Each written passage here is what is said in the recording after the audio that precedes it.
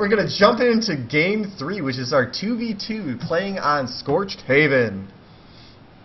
Woo!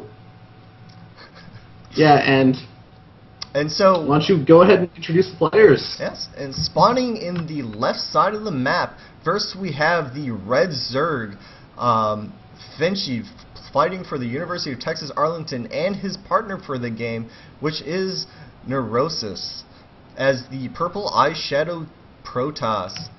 And then our heroes of this casting, because I believe in biases. We have in the top right-hand corner Laboof as the yellow Protoss, and his ally, in just below him, Jabberwock, the blue Terran, neither with creep. Yes, we have no creepers here in the Purdue, even though that Bamu just played for us, but let's forget that. Oh yes, we can have the names up there. And we do have a very fast scout from Laboof, and it looks like there will be, a scout from Nerosus right now, but just a little bit delayed. Laboof sent out his probe right as soon as he finished his pylon, and Nerosus seemed to high-five Laboof after going back to mine, it looks like, for 5 extra gas. And the high five also important for sportsmanship. It's so good to see the players being very sportsmanlike in these games where they're out to kill each other. Oh, of course. But that's just... Oh, and actually, interesting thing, Nerosus actually going for the wall off. As we can see, the pylon was planted at his ramp, and now planting the gateway down, as opposed to, say, Laboof, who was planting all of his buildings over by his nexus.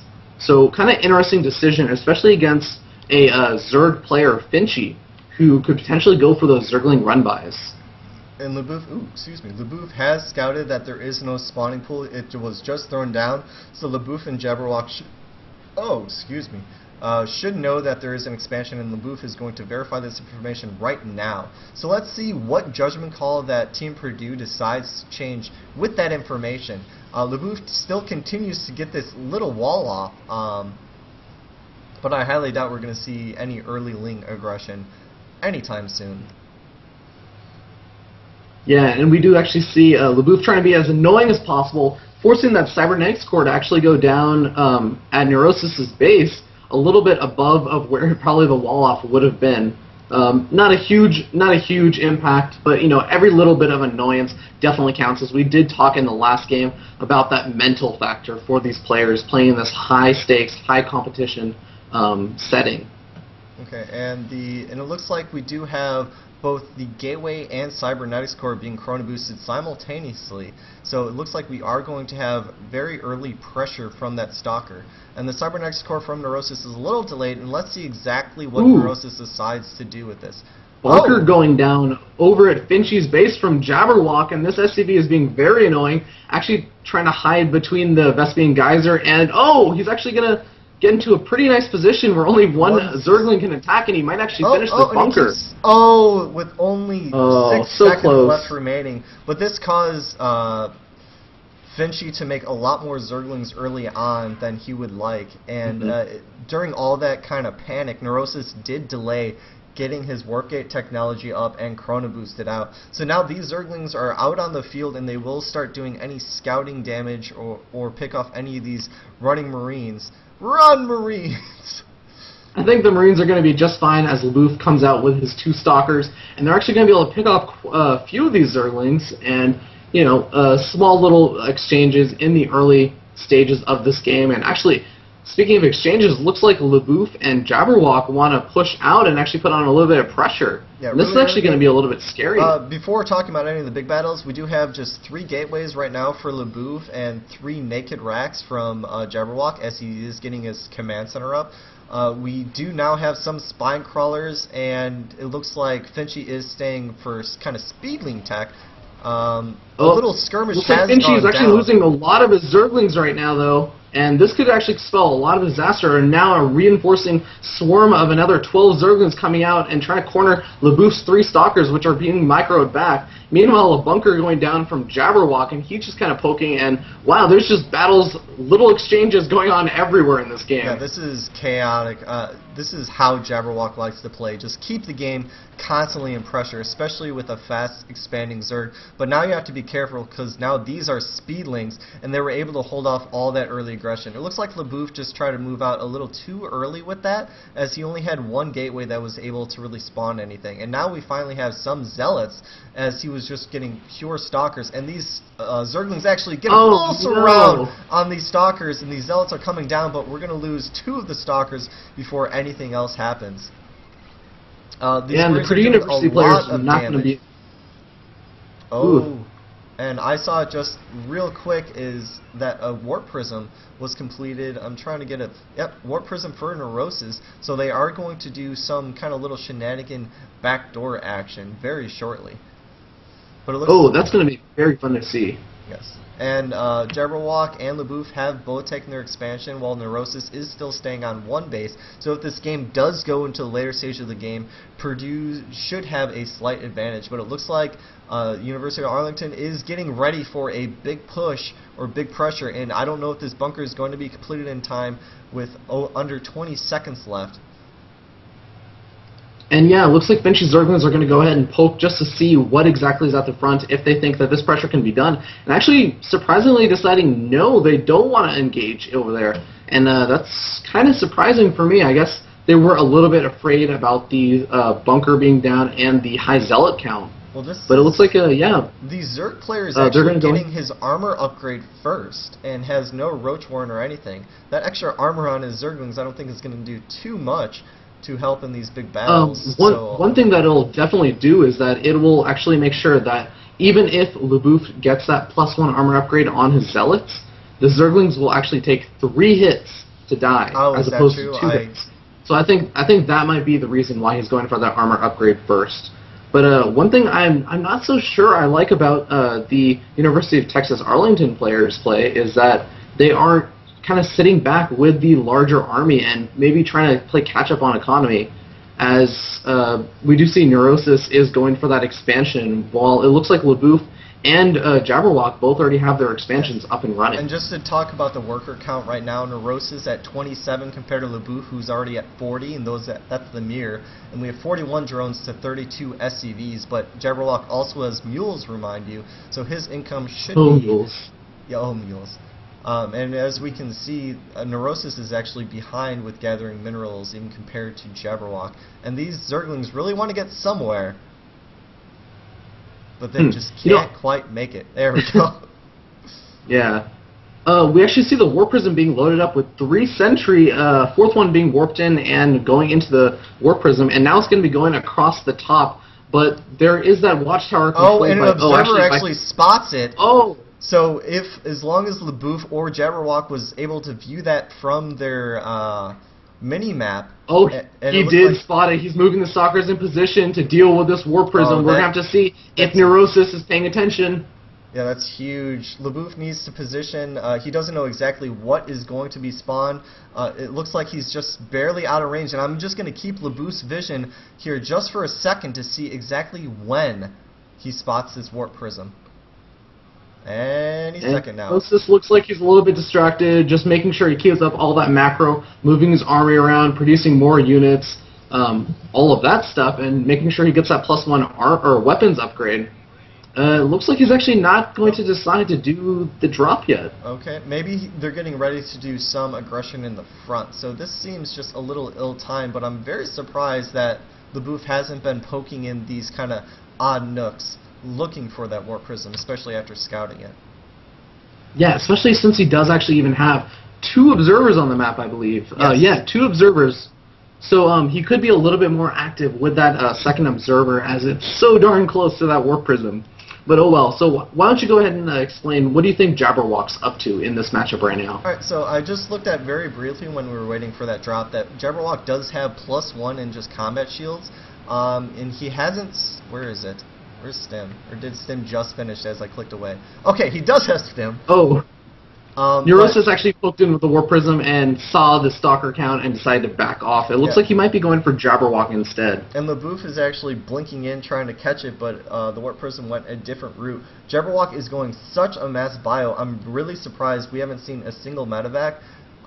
Because the Warp Prism's unloading, and the Sentry's inside of Jabberwock's space. He's going to get a force field down on the ramp and stopping all the Marines from coming out. He's going to be able to do a decent amount of damage. But and a Nidus Worm is actually going down by Finchy in the main base. Laboof is going to be able to pick this off with those Blink Stalkers, and they did not expect the Protoss to have tech.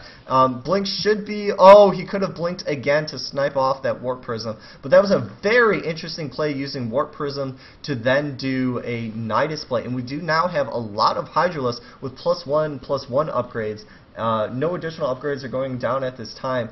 And what I'm really afraid with Jabberwock, not only is he heavily supply blocked, but he needs to continue getting... he just started +2. Oh, actually, so is Laboof, a little bit supply blocked as he wants to create that another Colossus. We do see quite a few Colossus coming out for Laboof. He's already up to 2. Meanwhile, it looks like the other Protoss, Nerosus, is opting to go for his own Colossus. Yes. Oh, okay. Someone was trying to get their warp gates. Ooh, but Nerosus my actually God! has to be Look at careful. the amount of Hydras that are in here. We have 19 Hydras out on the field. A Zerg. Wow, this is like old school Brood War composition. Hold that thought. Nerosus actually has a really bad rally point on one of his Colossus. It's rallied straight over to Laboof's base, and it's actually just walking straight over there. It might get sniped off if he isn't paying attention. That's actually a huge loss. Oh my God! It's walking straight into Laboof's army, and now he's finally trying at the last second. This is a sad day in baseball when one Colossus runs away from 3 Marines. I'm so glad Nerosus ended up catching that, as he would definitely be hitting himself. It looks like Laboof is going to lose this 3rd expansion that he tried to take. There are no cannons and not even an army, as Purdue has kept all of their army together in front of their base. It looks like Laboof has started the movement. We have +1/+1 for Laboof, and this is going to lag a little bit as there's the Colossus State of the World up in here. These Zerglings are going to get fried. Huge concave Purdue University's players, but it looks like the Blue Terrans, Marines, and Marauders are a little bit out of position, and wow, it's just going crazy in here. The Colossus killing off the Hydralisk, the Stalkers getting killed off by the Hydralisk. Actually, it looks like the everything kills Hydralisk. As University of Arlington is in full retreat right now, as a few good hits from those Colossus and all of those Hydralisks just completely melt. Hydralisk versus even the Terran army, which is primarily Marines. Marines do excessive amount of damage with the stim, and now we finally have a few medevacs out on the field, which means Marines nearly never die. As a tank player, what's more imba than a Marine that doesn't die? I mean, Marines are imba enough, right? Well, the only thing more imba than that is a Marauder who never dies, and that happens much more commonly, especially in a TVZ matchup. If you've ever seen Zerglings completely surround a Marauder, that Marauder's going to kill every single one of them as long as the medevac is there. This Colossus escaped with 7 health. That is so lucky for Nerosus, but it looks like Purdue is playing it relatively safe by just expanding and not trying to push their luck. We do have now 2-2 with the Bio Army for Terran. Let me find a unit for a 2-2 with our Protoss, 2-1 for the University of Arlington's Protoss, and just the carapace upgrades and +1 range. Interesting decision, though, from the University of Arlington.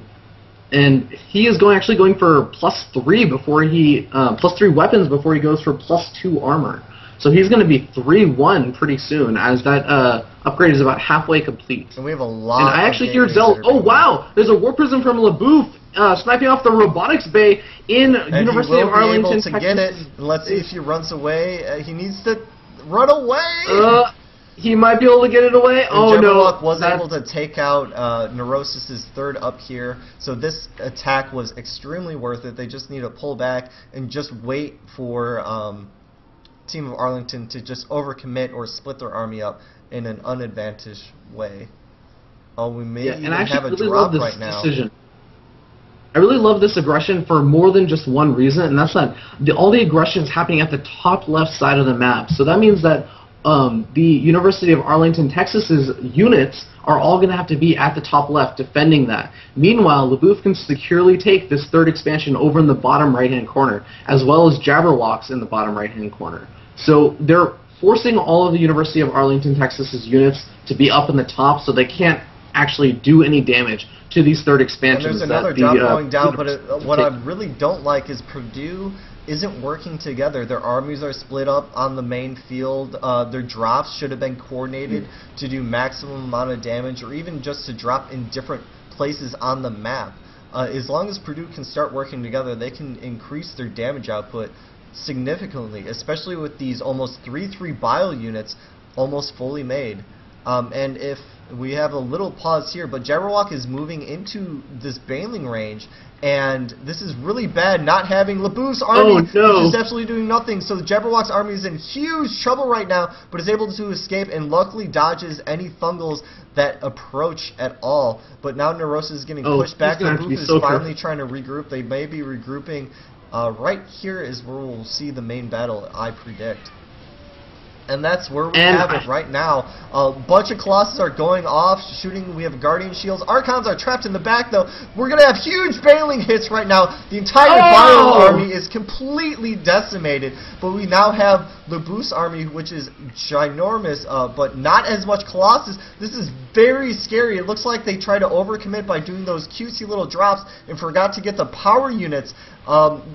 It looks like Jabberwock stayed on just pure bio for too long and didn't get any of the big scary units. We even have Infested Terran going down, but we're having this World of the World battle right now, and we have 4 BCs coming out of the field. So all Purdue needs to do is just hold this off for a little bit longer, but that goes down the last Colossus. All we have are SCVs versus Colossus, and that is a very scary thing to see. We have a few more Marauders that are trying to pick off Hydralus, but that never ends well without any medevac support. But it looks like since there's only just this 1 Infestor and 3 Colossus, that they're going to wait for reinforcements on the way, but that's going to be enough time for these battle cruisers to pop up on the field, and Colossus cannot attack air, unfortunately. That is a patch that is coming in the heart of the storm, and we just have to wait.